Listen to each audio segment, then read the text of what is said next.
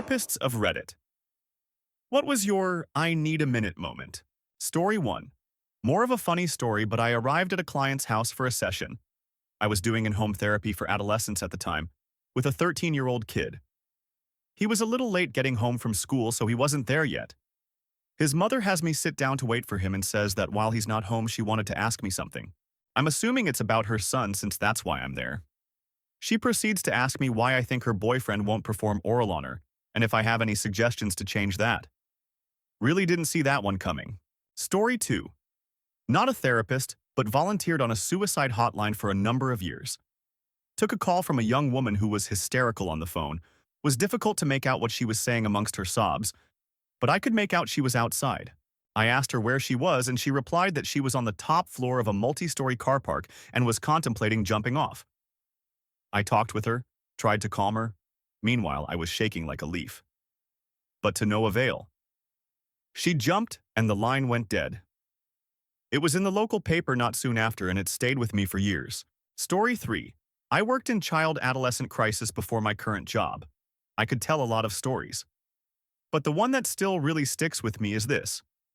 If you're not familiar with crisis units in the hospital, they have CCTV so security guards can watch multiple patients simultaneously to monitor behavior for safety.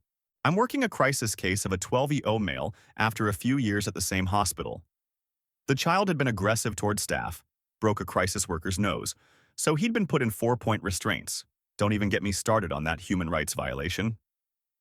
One of the guards comes to me and says, "I think you need to see this." He pulls up a screen recording, and there's a video of mom putting her hand down the child's pants, gesticulating her hand inside his pants, then pulling her hand back out after a few, strokes. And then, a few minutes later, the same thing. I call CPS, they come down, watch the videos. I call his long-term mental health therapist and say, "I'm sorry to tell you this, but we saw our mom molesting her child on video." Therapist screams, "I knew it. I knew she was molesting him." We call dad down, who hasn't been in the kid's life much. He says he got chased away by mom for a lot of reasons, but one of them was that he got creeped out by things mom would say and do. For instance, mom allegedly told him she was attracted to girlish-looking boys with long hair, which just about summed up the child. Mom is asked about the incidents and says that she wasn't molesting the child. Says that the child has a tic and needs his moved sometimes to stop the tic. He couldn't get the tic himself because of being in restraints, so she just did it for him. Twice. CPS found that an acceptable excuse and ruled the case unfounded. I don't know what was worse, watching the videos or hearing that CPS watched the same videos as me and said, "Yeah, that's okay." Story 4. Once had a client with a child who did nothing but scream at the parent for about 20-30 minutes straight. As soon as they left, I cried for 20 minutes due to how emotionally charged the words or accusations. I tried to diffuse it at times, but it continued to rebound quickly. Story 5. The time I had to clean a bathroom scene where an incredibly disturbed girl had self-harmed herself throughout our rec complex. A local GR4 class from a neighboring school used our pool, so it had to get cleaned that night. I needed a fucking month, actually. Story 6. Not a therapist, but social worker who works with traumatized children. We got this underage girl who was raised by a mother suffering of Munchausen by proxy syndrome, which essentially means the mother pretends that her child is sick to get attention and the pity of people. This goes as far as poisoning her own child, or even mutilate it to have a reason to seek doctors. The mother in question was incredibly abusive, even when her daughter got taken away from her. For some reason, officials never took child custody from her, which made it easy to have influence on her daughter's life. She specifically used it to tell her daughter that she loved her and she will always be there for her. But every time actually hit the fan, and she needed to be there, she wasn't. One day, her daughter got pregnant, but the child died within a few days, so an abortion needed to be done ASAP to prevent pregnancy poisoning. All she needed to do was granting permission by email, but although I called her several times and she assured me she would send it, it just never came. Her daughter was forced to have her dead unborn child in her womb for 3 days for the sole reason that her mother just didn't do anything. We finally reached out to CPS and got permission through them, but her daughter was deeply traumatized by this and just never recovered from it. Seeing her like this was my first I need a minute moment. Story 7. Not a therapist, but I used to be a school social worker. We had 2 students who were murdered by their dad. The next day, a student told me that she knew they were being abused, but didn't tell a single person, so she broke down in my office, blamed herself for them getting murdered because she didn't tell anyone they told her they were getting abused. The next day, this student had a suicide attempt. The next week, the school shut down because of COVID. I attempted to follow up with her remote and checked in, but a month into the schools being closed, I lost contact with this student. I still think of her every day and hope she's doing all right. I would say my therapist moment was when a 10-year-old child described to me in vivid detail how his mom's boyfriend locked him in a dog kennel and brutally stabbed his mom to death right in front of him, took her body to the woods, and threatened to kill him if he told someone. I still see this client and I work on helping him work through the grief and emotion processing, as well as building coping skills. He's still super young, but I worry that he's going to get some unhealthy coping skills to cope with this trauma. Story 8. When I was a kid, I went to therapy. I asked my therapist if she felt like I deserved what happened to me. She stepped out of the room, came back in a few minutes later, clearly having had cried. She then said, "No, you did not deserve it." I'll never forget it. I felt terribly sorry for upsetting her. But now I better understand. I hope she is well. Story 9. First internship on my path to counselor, and I was working in funeral home under the grief counselor there. Grief and trauma is my focus. We were taught to be strong and supportive to those grieving, of course, and if we needed to cry, go in the back or to the bathroom. I escorted an elderly lady to view her husband before the service. I helped sit her in the chair in front of the casket and was standing behind her when she stood up and laid on the casket, bawling her eyes out, declaring how much she loved him, missed him, and begging him not to leave her, come back. That totally destroyed me. I immediately started crying behind her. She stood up and I sucked it up to help her walk back into the hall to start greeting guests. I thought I had did a good job collecting myself, but my mentor took one look at me and softly said, "Go to the back room," which I did. I completely lost it for a few minutes, cleaned up, and went back to help with the service. I definitely needed that minute. Story 10. I'm no longer in mental health, but I was a mental health professional in a big city jail for years. I had a few moments where I needed to take an extended bathroom break to compose myself. Breaks were not allowed outside of lunch. I had one person admit to molesting his very small children and tell me he thought it was what they wanted. Had another confess to a brutal murder, every Greystone detail, with a straight face, another who would routinely dig up his mother's grave to put her in different clothes, and one who murdered his abuser. That job was nuts and made me realize how you never really know anyone or why they do anything. I was so burnt out I left the field altogether. It sucks because I know that's my calling, but I'm too old to go back to school for a master's now. Story 11. Had an adult client whose evil dad would buy them a pet. They were a kid when this happened, and then proceed to torture the animal in front of them or would set it free in the middle of a field just to hurt them. Story 12. I had a patient who was psychotic and believed their ex-spouse had been molesting their child. This person went into graphic detail of examining the child's rectum for signs of abuse, despite my attempts to get them to stop. I had to go to the door to my office and tell them they had to leave or I was going to call security. For the record, I never asked them about this either, despite being aware of it from their crisis evaluation. I'm an activity therapist, and my assessment with patients is all about their lifestyle and activity. I was asking them about chores, housework, etc., and their basic routine, and this was apparently something they did multiple times a day. DCF removed the child from their care. The patient eventually cleared from their psychosis, which was substance-induced by mixing Adderall and alcohol, and recanted on their belief their spouse was molesting their child, but denied the examinations ever happened. Story 13. My wife friends are a couple of therapists.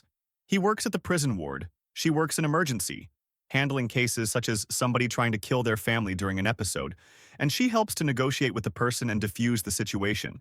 I once made a mistake to ask how their day at work was, and it was all like this thread but in 1 week.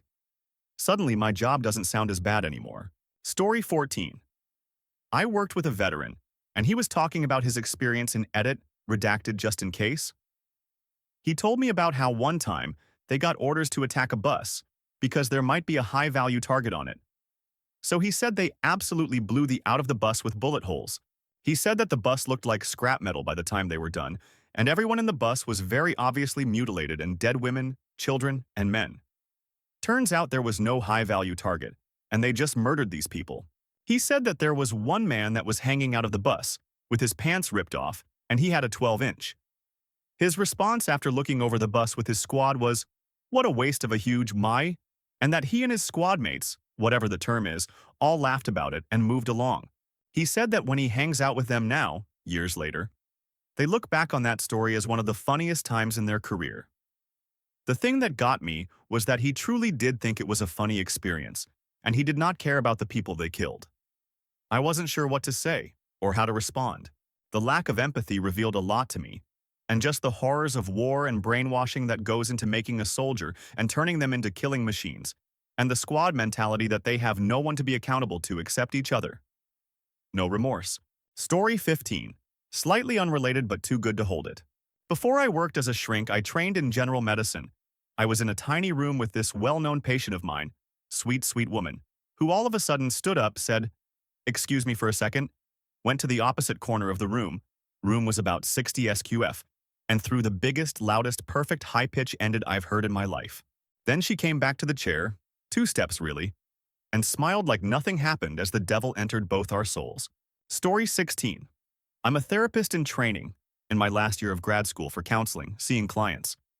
But my job before school was working on crisis lines, including the Veterans Crisis Line. One evening, I took a call from an older fellow who wanted to verbally process trauma, which is usually a no-go, because talking about trauma without any way to regulate the nervous system reinforces the neural pathways associated with the trauma and makes things worse. But this man could not persuaded to discuss current life stressors. He got himself into a flashback of time spent as a POW in Vietnam and described to me in graphic detail the horrors he endured, like what it was like to eat cockroaches to avoid starving to death and the torture he suffered. Also went through his moral injuries of killing soldiers and a child accidentally. He then went on to say that some time ago, his wife and adult child died in an accident together, and he believed it was his punishment for what he did in the war. This went on for an hour. I offered as much support as I could and tried to work with him to do any kind of self-soothing, but he just kept on switching between processing shame, guilt, and processing trauma. I couldn't get his name, so I couldn't get him connected to the VA contact for urgent mental health appointments. And he wasn't actively suicidal, so there was nothing more I could do.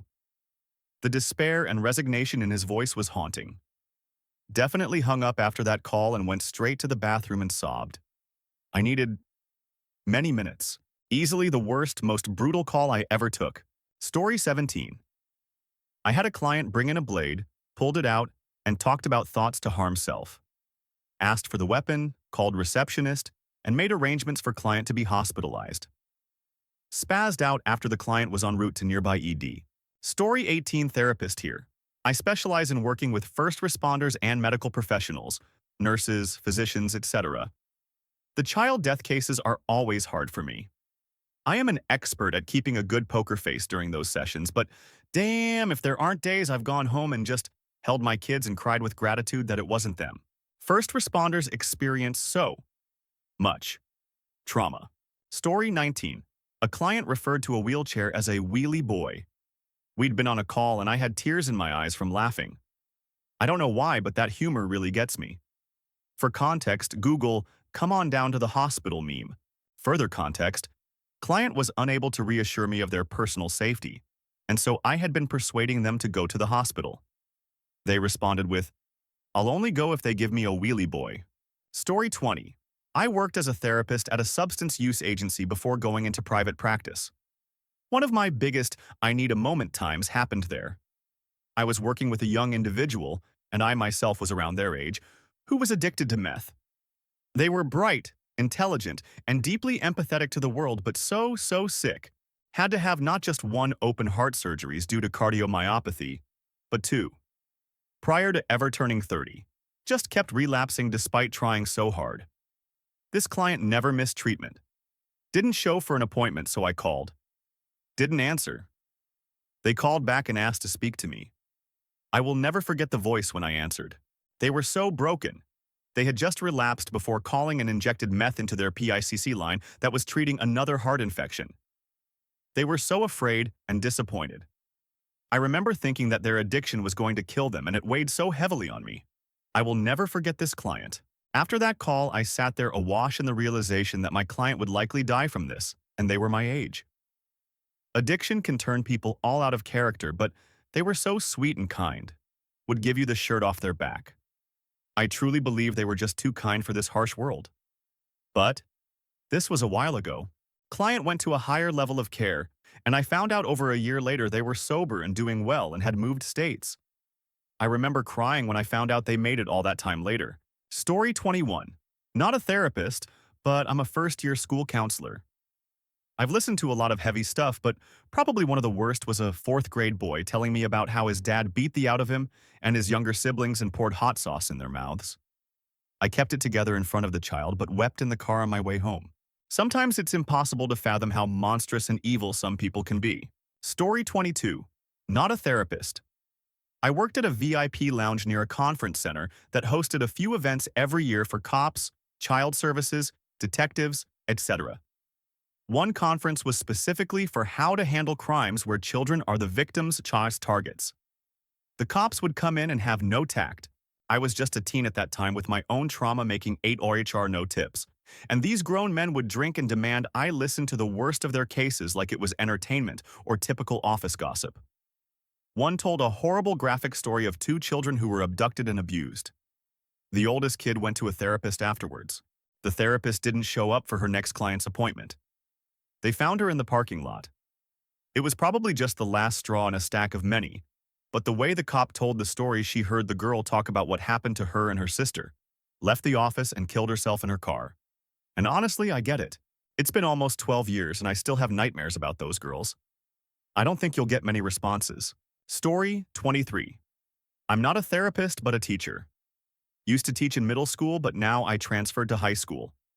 I want to share this because I think my story is relevant. I was fresh out of college, barely even an adult myself, but I was assigned as a homeroom teacher to this class of mostly 13, 14 YO kids. I had a student who would always excuse themselves to go to the bathroom and then self-harm. So we fellow teachers set up this monitoring scheme where if we're on break, we just supervise the hallway and check if there's anyone in the bathroom who stayed there for a suspiciously long time.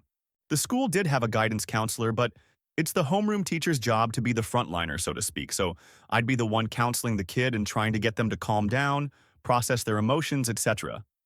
I did not have any ounce of training for it. I just had to pull inward for mental strength and compassion to be able to help the kid. Every after an incident, I would break down because I felt like everything was unfair.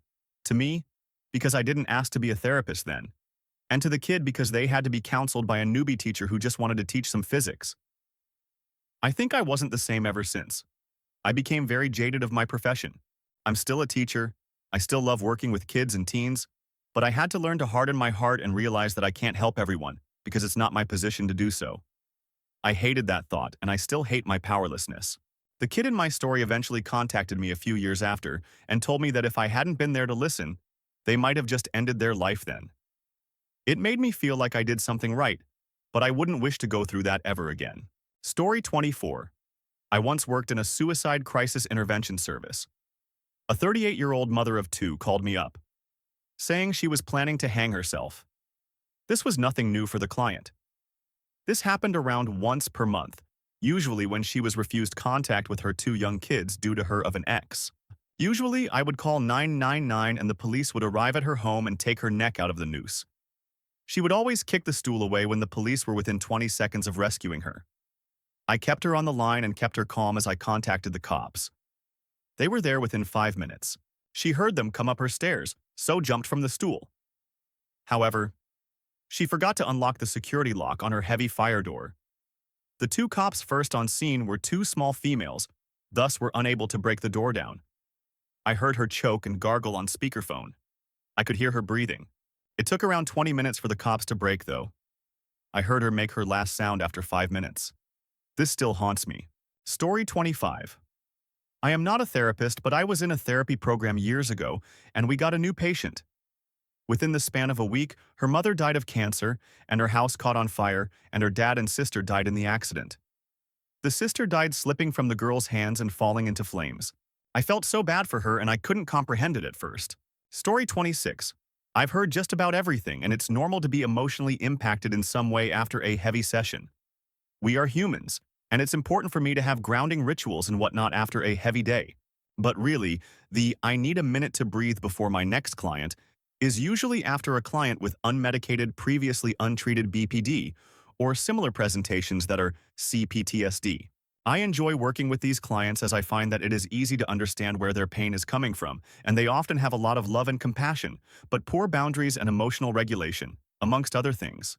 I could never have more than one or two on my caseload, though, because the emotional lability can be really exhausting to tend to, and the intensity of these emotions can be quite extreme, like an emotional tornado where you never know what's next.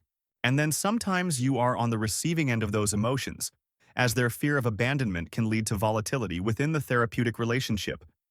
So, it makes sense to just need a minute to gather yourself after those sessions and is nothing that I would want a client to internalize. Still, any good therapist who works with clients such as these can recognize where this lability and volatility comes from, and hopefully will be able to work through it and maintain stability. Security in the therapeutic relationship and calm boundaries are important modeling and can provide the most corrective experiences. Edit. BPD is a borderline personality disorder, for those who don't know. Story 27. I'm not a therapist, but this stirred some memories for me. Weirdly, throughout the death of my infant daughter in the hospital, I was quite composed considering. The usual emotions were there with all of us. But it was a few days after I traveled on the ferry to sign her birth and death certificate. They gave me a box of all the documents and a few items like her hospital wristband. And on the ferry back, I just sat there on the chair with the box on my lap. And everyone departed the craft and I just sat there. And a ferry worker came over to tell me it was okay to leave. And I snapped out of it. I must have visibly had emotion on my face and red eyes. And she said, "Do you need a minute?" With genuine sincerity. I just nodded and sat there for a moment. She walked away. I took some deep breaths and departed. I gently nodded to the lady with a smile. She smiled back. I guess I really needed that minute. Story 28. Not a therapist. But my first night on air as a talk show host, I got a call from a frantic woman. She told me she had just found her brother hanging in the garage and didn't know what to do. I organized police and ambulance to her address and kept her on the phone until they got there. It was so sad. Had people ask me later if I had arranged her to call to get ratings. Would never pull like that. It left me a bit shaky for a while after, as I've lost several people to suicide.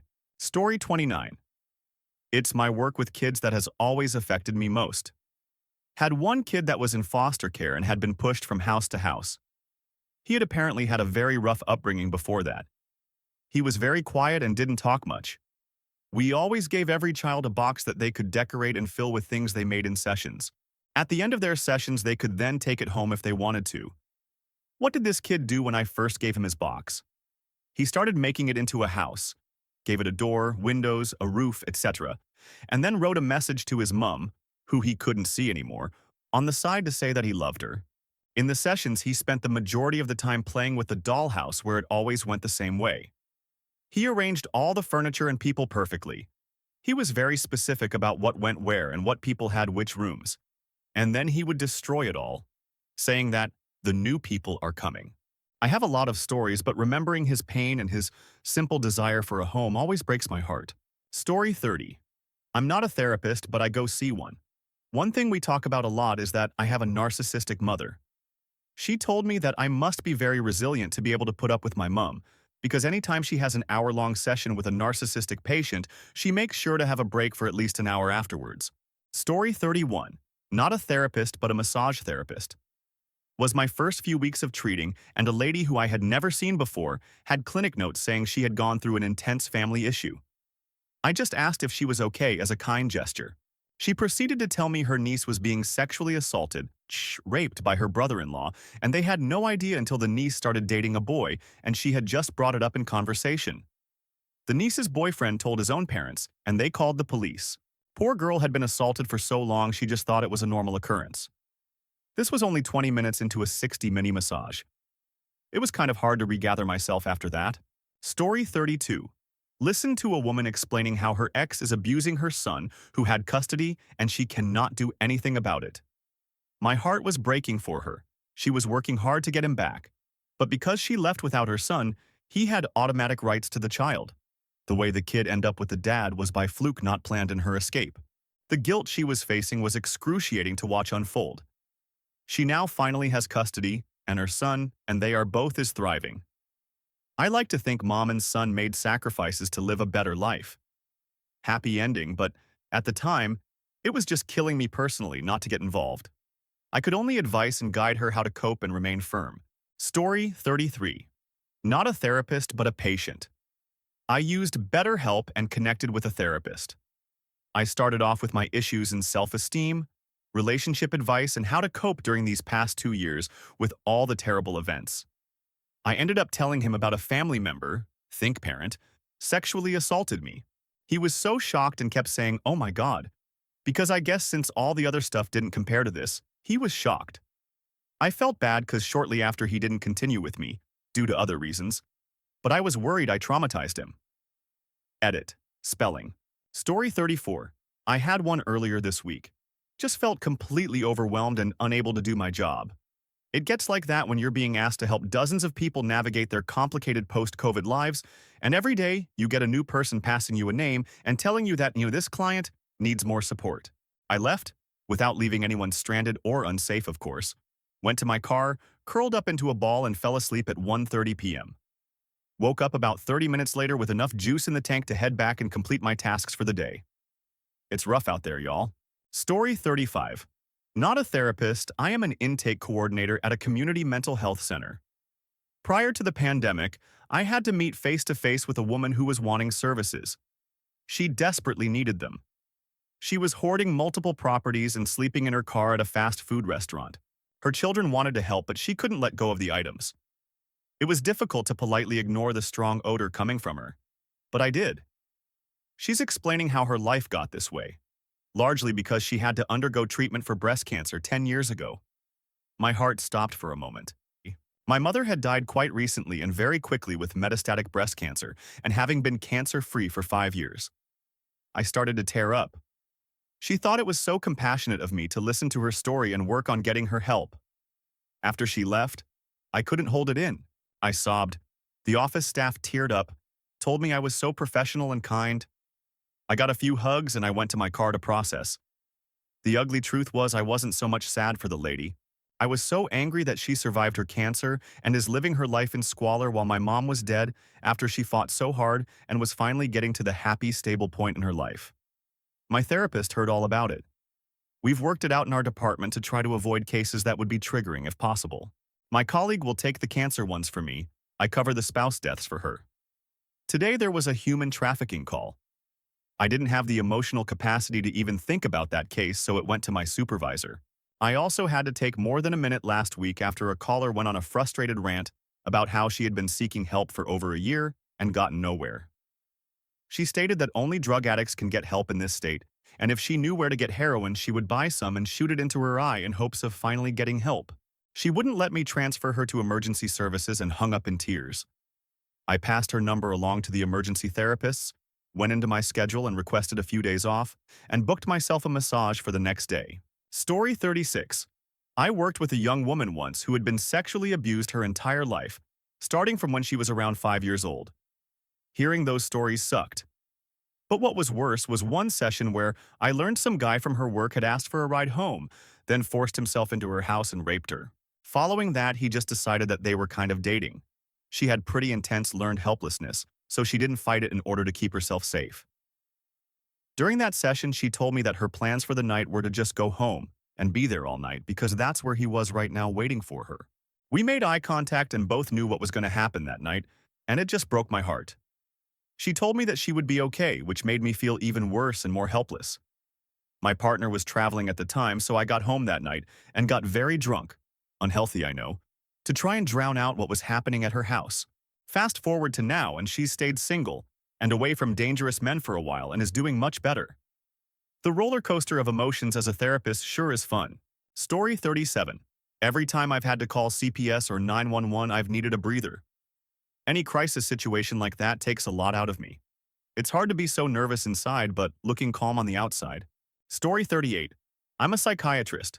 The hardest one for me was a young woman who was trafficked when she was 16. She was essentially forced to take heroin until she was addicted and then forced into prostitution. I didn't actually leave the room when she told me the story, but it was hard to forget. The only times I actually had to leave the room was when I was doing inpatient work and I was seeing floridly manic patients who were saying things that were, quite frankly, hilarious, and I started laughing. Story 39. I'm the I need a minute kid. I grew up with lots of problems, mainly chronic depression that's still there. I had gone to a school that provided special help and only special needs students went there.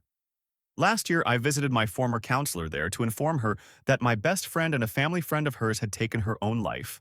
It was terrible to break the news and blamed myself for a while because I had the same condition and should have saw it. I hated delivering that news, but it was important to give that closure. And it hurts so much. It's hard losing your best friend and then having to tell other friends who don't know. If you are out there and need help, get it. Story 40. I am a sex therapist. This is not a client. I wouldn't share client stories online. But I once got an inquiry from someone seeking therapy because he was cheating on his wife with his mother. I'll admit, I needed a moment. Then I collected myself, put my game face on, and referred him to a colleague of mine who specializes in infidelity. At the end of the day, you just do the job and process personal feelings, reactions afterwards. That's why maintaining clinical supervision, even after full licensure, is a best practice. Story 41. I once made my therapist cry. She always knew that I was diagnosed with PTSD from years of physical abuse. But when I finally opened up about this particular nightmare, she cried all while listening to me. I felt guilty and changed therapists after that. Story 42. I used to work as a specialist facilitator for a group of resource centers for people with profound disabilities, behavioral disorders, and mental health conditions. One day, 7:30 a.m., my colleagues and I were setting up for the day when someone told us to come to the window quickly. One of our older colleagues was swinging, naked through the trees, making monkey noises directly outside the center. The center was on a regular domestic public street, so we had loads of spectators. The worst part was her massive, unruly Alsatian. Bobby was running amok beneath her, barking at said spectators. Things came to a head when our colleague leapt on the roof of the center and started howling nonstop. My boss had to call the firefighters, who actually thought it was one of our service users who was in trouble. She then propositioned a male firefighter on the roof. We ended up having to call the NSPCA to manage Bobby, and one of our mental health teams to help our colleague. This was all before our service users arrived at the center. Story 43. Trigger warning. Child SA and SH. Working as an adolescent substance abuse counselor. I've heard lots of terrible stories from patients, but there are two I will never forget. The first was a young girl who had been forced into CP by her mom and stepdad staying at around age 3. They would shoot her up with heroin and then pass her off to his friends while mom recorded it. This went on until she was about 13 when she tried to kill herself, which got DCS involved, who thankfully saved her from that situation. The parents only got 30 years in prison between the two of them. The part that really got me with her was how emotionless she was when she talked about her experiences. I could see the pain in her eyes, but otherwise she had a completely flat affect, and every time I saw that look, it was right before a relapse. She ran back to the drugs that her parents hooked her on to try to forget what they did to her every time she started trying to process those experiences. The other was a young boy lived with his grandfather along with several younger sisters because their parents were deep in their own addictions, and DCS had placed the kids with him. This was probably the worst placement option they could have done, though, because he molested the children the entire 10 years he had custody of them, and when my patient started going through puberty, he lost interest in him, but switched to forcing him to assault his younger sister. DCS found out about this and removed the kids again. He repeatedly broke down in my office, wishing that he could apologize to his sister in a way she could forgive him, and wishing that he could have stood up to his grandfather to protect his siblings. I still get emotional years later when I think of either of those patients because of the profound damage their guardians did to them.